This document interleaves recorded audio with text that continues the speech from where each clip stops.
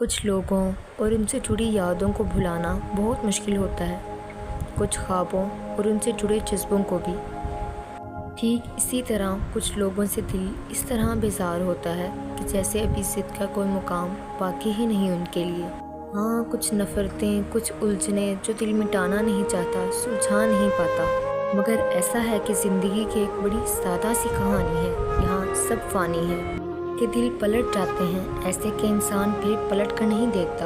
وقت، حالات اور رویے سب بتا دیتے ہیں کہ آپ نے کس کے ساتھ کتنا اچھا چلنا ہے۔ پھر جب سب عیاں ہو جاتا ہے تو لوگوں سے بندھی امیدیں، رابطے، واسطے سب ختم ہونے لگتے ہیں، اور پھر وہ اللہ آپ کو سکھاتا ہے کہ آپ نے خود کو سمیٹنا کیسے ہے۔ تمہیں پتہ ہے نمل انسان ٹھوکر کھا کر پیدل چلنے کا سلیقہ سیکھتا ہے۔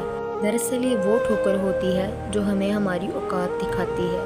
ہم جو خود کو ایک الگ بے ترتیب جہان میں سمجھنے لگتے ہیں تو ایک ٹھوکر ہمیں سیدھا کر کے رکھتی ہے، جب ہمیں یہ کہہ کر آئینہ دکھاتی ہے کہ بہت کر لی تم نے بادشاہی ریت کے محلوں میں، بہت اڑ لیے تم بنا پنکھ کے آسمانوں میں، تو دیکھو اب کہاں ہو، ہر طرف مٹی ہی مٹی ہے، یہی تمہاری اصل اوقات ہے۔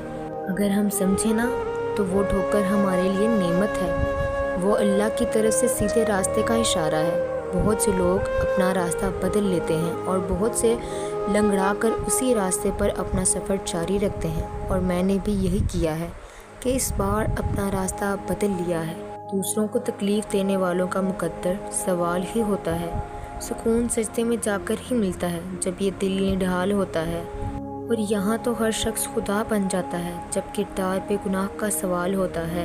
ہمیں ہماری عزیز تر یہ چند لاحاصل خواہشیں، ہم سوچتے ہیں کہ چلو اسی بہانے ہمارا خدا سے رابطے کا بحال ہوتا ہے۔ جب تک ٹھوکر نہ لگے تب تک کہاں سنبھلتے ہیں ہمیں اس سے پہلے خدا سے جدائی کا کہاں خیال ہوتا ہے۔ لوگ تمہیں تمہاری من پسند چیزوں سے پہنچنے تک سے روک سکتے ہیں، لیکن وہ تمہارے اور اللہ کے درمیان رکاوٹ کبھی نہیں بن سکتے۔ تو پھر تم اس چیز کے پیچھے مت بھاگو جو تمہیں چاہیے، بلکہ تم اس کی طرف جاؤ جو تمہیں وہ چیزیں عطا کر سکتا ہے، اور وہ صرف اور صرف تمہارا اللہ ہے۔ میں ان لوگوں کی جرأت پر ہمیشہ حیران ہوتی ہوں جو اللہ کے بندوں سے اللہ کے سامنے زیادتی کرتے ہیں۔ وہ بھول جاتے ہیں کہ جو دیکھ رہا ہے وہ انصاف بھی کرے گا اور سزا بھی دے گا۔ اللہ کو اپنے بندوں سے بہت پیار ہے، اور وہ اپنے بندوں سے چاول کے دانے کے مطابق ہونے والی زیادتی کا بھی حساب دیتا ہے۔ وہ اپنے بندوں کی تکلیف نہیں بھولتا اور نہ ہی ان کی دل آزاری کو بھولتا ہے۔ زندگی میں انسان وہ چیزیں بھی دیکھتا ہے جنہیں حقیقت میں جاننے کے خوف سے ہر بار انسان آنکھیں چراتا ہے۔ پھر قدرت وہی چیزیں ہمارے ساتھ کر کے دکھاتی ہے جن چیزوں کے ہو جانے پر لگتا ہے مر جائیں گے، مگر سانسیں اب تک چل رہی ہیں، دل کی دھڑکنوں میں کمی تو آئی مگر رکی نہیں۔ لوگ زندگی سے چلے گئے مگر حافظوں میں محفوظ رہ گئے، خواب جتنے بھی دیکھے تھے سب بکھر گئے، وقت ہاتھوں سے پانی کی طرح پھسل گیا، سب آگے بڑھ گئے مگر کہیں نہ کہیں سب میری طرح ابھی وہی ہیں۔ سب کی زندگی میں کوئی نہ کوئی ایسا تھا جسے اس نے کھو دیا، یا وہ خود ہماری زندگی سے چلا گیا۔ کسی نے اپنی زندگی پالی تو کسی کو احساس ہوا کہ دوسرا راستہ زیادہ حسین ہے۔ جنہیں جہاں فائدے، خوشیاں اور آسانیاں ملی اس نے وہی اپنا لیا اور ہاتھ چھڑا دیا۔ مجھے کبھی کبھی سمجھ نہیں آتی کہ ہم لوگ کس دنیا میں جینے کی کوشش کر رہے ہیں، جہاں ہم پڑھ لکھ کر کامیاب ہونا چاہتے ہیں اور معاشرے کو خوبصورت رنگ میں ڈھل دیتے ہیں، اور یہاں آزاد گھرانا چاہتے ہیں جہاں سب جائز ہو۔ ہمارے گھروں میں کی گئی ماں باپ کی تربیت کو کیوں ایک لمحے میں خاک کر دیتے ہیں؟ تم بنت ہوا ہو، اپنا مقام کیوں نہیں جان پاتی آخر؟ ہمارے تعلیمی اداروں میں یہ چیز عام ہو چکی ہے، جہاں کچھ برا نہیں سمجھا جاتا۔ اے بنت ہوا، تم تو کسی کے بھی دو جھوٹے سچے الفاظ سن کر بہل جانے والی ہو، کسی کی ذرا سی جتائی گئی اہمیت سے اٹل ہو جانے والی ہو۔